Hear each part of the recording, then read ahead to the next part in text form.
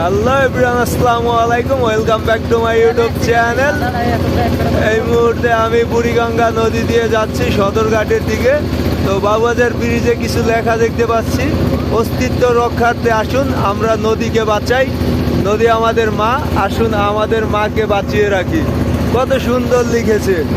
এই কাজগুলো যদি আমরা মানুষে ঘুরতে পারি তাইলে সত্যি এই বুড়িগঙ্গা বেঁচে থাকবে, নয়তো এই ময়লা পানির গন্ধ সারা জীবন ভুগতে হবে এবং কি ভবিষ্যৎ প্রজন্ম ময়লা পানির দুর্গন্ধ বয়ে যাবে।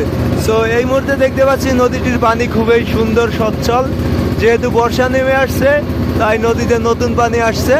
তো এই কারণেই আর কি নদীর পানিটা পরিষ্কার।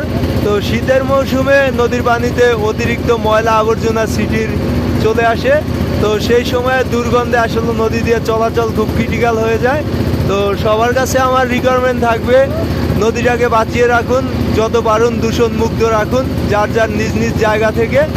তো সবাই ভালো থাকবেন, খোদা হাফেজ, আল্লাহ হাফেজ, সি ইউ অ্যাগেন।